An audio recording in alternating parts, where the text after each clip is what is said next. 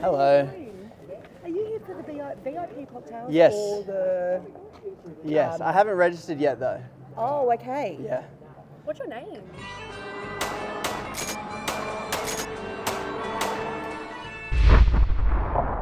Okay, quick recap. This is how much money Qatar made exporting their LNG last year, and this is how much we Aussie punters got. Now, the catch is we export more gas than they do. Qatar earns 6 times more revenue from their LNG exports than Western Australia gets. 6 times. So what is going on? So it turns out the way we tax gas here in Australia is broken. Or was it designed that way? And why are no politicians trying to fix it? There is a conference happening in just 2 days' time in Western Australia, and it's sponsored by the gas industry. And guess who is speaking? Labor Resource Minister Madeleine King, State Environment Minister Reece Whitby, and even P. Dutz is going to be there. Just, wow, a private conference where the people who make the rules mingle, hang out with, and have expensive dinners with the people who become billionaires because of these rules. The sponsors of this event are amongst Australia's biggest tax bludgers. Chevron didn't pay taxes for 7 years. ExxonMobil paid 0 in taxes for the last 5 years. What is going on? Seeing what is going on inside that building could really help me understand the biggest scam in Australian history. So, I booked a ticket. So with my ticket in hand, I headed to the airport to fly to Perth. I've just landed in Perth and I've got a missed call from an unknown number, so I'm gonna call my message bank and see what's going on, but I don't think it's good. Received at 2:19 p.m. Yeah, hi Conrad. My name's Troy. I'm just calling from AEP regarding your registration. If you could give me a call back, please. 04.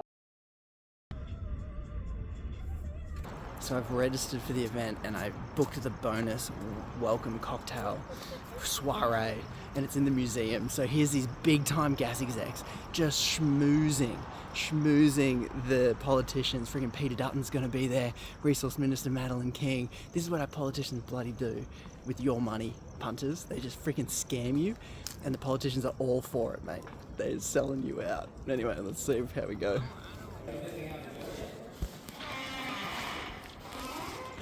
Hello.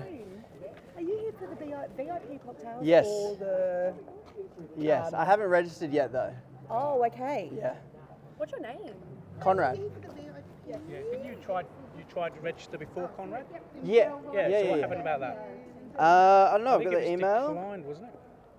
I don't know. Yeah, I don't think you're registered. So sorry, mate, you can't come into it. Why not? You registered, What's but it's this? not been approved. Oh, so you have to approve. Sorry? Oh, why not? Why hasn't it been approved? Right, so I have to call someone or what? Where are you from? Hey? Where are you from? Sorry. Which company? Oh, just with the punters. All I can see in the system, once you register, it goes through like a security check Right. with the head office. Yeah. I can see that your security check has been declined. Oh, security check. Yeah, that's all I can see. But you have no reason as to why? That wouldn't be passed on to me, no. No. No. Right. I can just tell you what I can see in my system. Right. For whatever reason, they For haven't whatever approved reason, it. they don't That's know. right. They haven't approved it. Right. Yeah. So is it only like you have to be for like with a big gas company or something?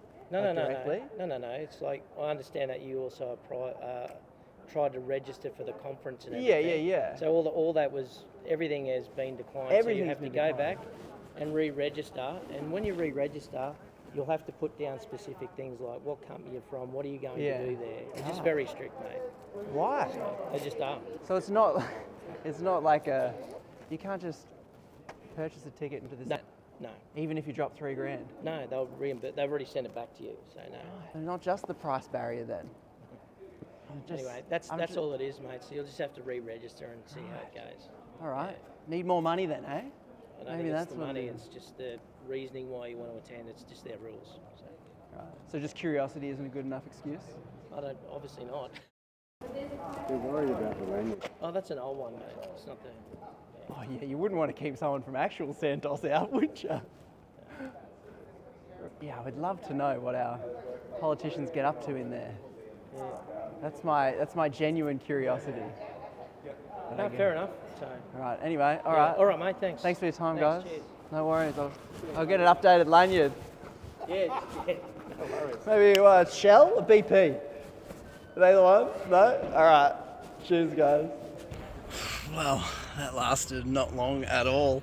Weren't having a bar of it. It's been rejected. You're out. Sorry. Bloody hell, there's like 6 or 7 big, burly looking 50-plus-year-old blokes out the front, just all standing around, like not talking to me. Then there's one bloke pulls me aside and has a bit of a chat. Unfortunately, I flew all the way to Perth for nothing. Although the guy at the end there, he walks over and he looks at my lanyard and he goes, "Oh, they're just worried about the lanyard because I've got this Santos lanyard on me." And so I think they were a bit worried that they were turning away a big gas Santos boy. But then they're like, "Oh, it's just an old one. It's just an old one." I should have just bluffed him and said I was with friggin' Santos. Yeah, I'm just with Santos, guys. So they clearly didn't want your average punter getting into this event. So from the moment I got there were 5 or 6 old 50, 60-year-old looking blokes, bald, kind of stocky, bit cartel looking, if you ask me, all standing around. They were pretty much onto me from the moment they saw me. They were not letting me in. I went up to the desk and you heard in the video, the lady said that my application was denied on security grounds. So it didn't pass the security check. And that's when this, as I was going, "Oh, who can I talk to? Come on, we've got to be able to sort this out. Why would you deny such a lovely punter as I am?" One of these cartel-looking big stocky blokes brings me over to the side and starts chatting to me. And he was friendly enough, but clearly he was never going to let me in. But while this was happening, the other group of the old blokes got together with security and they were clearly a few meters away talking about me. One of them was on the phone making a phone call. I didn't think too much of it at the time. I was just having a bit of a chat back and forth. "Oh, that's $3,000. Why doesn't it get me anywhere anymore?" But as I'm leaving the venue and I start looking for an Uber trying to get out of there, I'm like clearly not getting in, so I might as well go home. I look up and I notice that one of the security blokes has followed me and is clearly keeping an eye on me. And I'm just thinking, well, okay, maybe they think I'm going to try and sneak in some other way.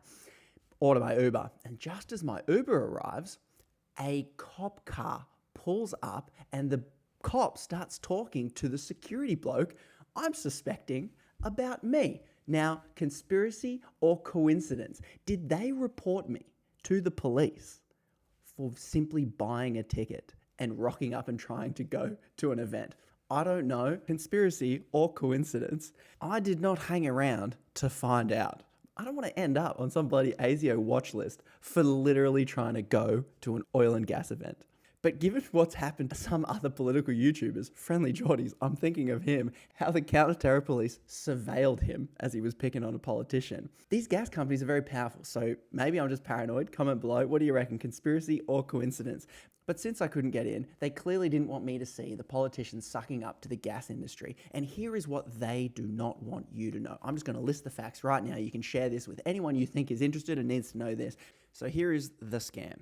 We've got the event page here. Let's look at major sponsors. The major sponsors are obviously BP, Woodside, Exxon, Chevron down here. Let's take a look at the tax rate that Chevron and Exxon pay. Headline sponsor Exxon took in $97 billion in the last 5 years. How much tax did they pay?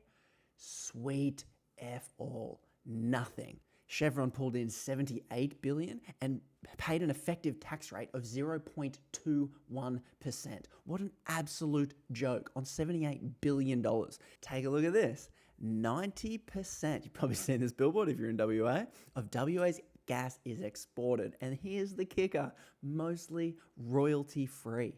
WA's offshore gas field pay almost no royalties. So they go offshore, they destroy the seabed, suck out the gas, ship it offshore, and then we get charged the world's most expensive price for our gas. Look at this. US, $2.50 a gigajoule. Europe, $8.70 a gigajoule. Asia, $10.60 a gigajoule. And what's Australia? Bloody $11.73. This scam. And what are we told for this scam? Oh, it's good for our economy, right? It pays our government lots of money. Well, let's bloody take a look at that, shall we? Here's a report from the Australia Institute. And the takeaway is we're getting less and less from our gas royalties each year. Here's the downward trend. Payments in royalties projected over till 2028. It just drops through the floor. Here's another graph that's pretty simple to lay out. Here's our oil and gas royalties over here. You punters in WA pay more in vehicle registration than the oil and gas industry.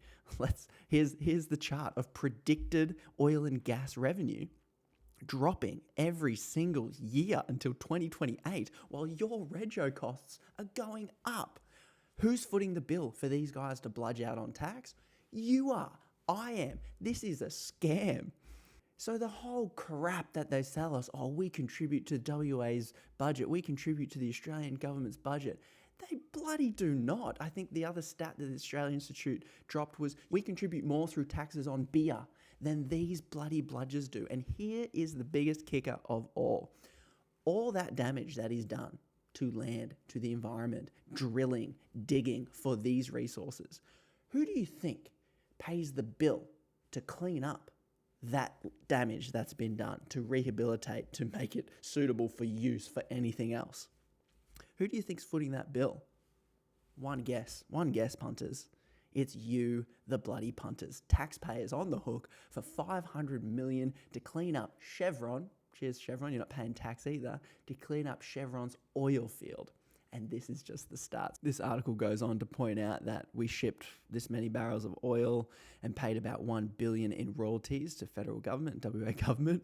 And now we have to give half of the pennies back to clean up their bloody mess. Now, let me just remind you that Chevron, its income over the last 5 years was $78 billion. Now, the reason why I use income and not profit is because they play silly buggers with profit, and they clearly make their profit go down. I could do another video on exactly how they shifted offshore. How much does it cost to rehabilitate? Rehabilitating the island is an estimated cost of $2.3 billion. So I guess Chevron do some rehabilitation, but then they bloody get $500 million government money to assist them. You did the damage, boyos. You bloody made the money off it. Why are we paying for this? So how do they do it? How do they take our gas for free, make billions of dollars, ship the profits offshore, pay no tax, and sell us our own gas at record prices? Well, how they do it is with events like the one that they would not let me into. They schmooze and mingle with politicians, the people who make the rules, having dinners with people who benefit from the rules, and we the punters are not in that room. We the punters don't get to see what that politician that we elected is saying to this industry. We don't get to see those conversations, but we do get to see the outcome. And the outcome is that you're getting scammed, is that I'm getting scammed. So special thanks to We the Punters over on Patreon that support me and keep me doing what I'm doing. So if you'd like to help out, you can head over there. Any fact checks you have, comment them below. Fact checks welcome, citations necessary. I'm just a punter working this stuff out. Please share this video with any punter, every punter, until we all understand exactly how scammed we're getting and we can let our politicians know we're not having it anymore. Cheers, punts. Thanks for watching. I'll catch you in the next video.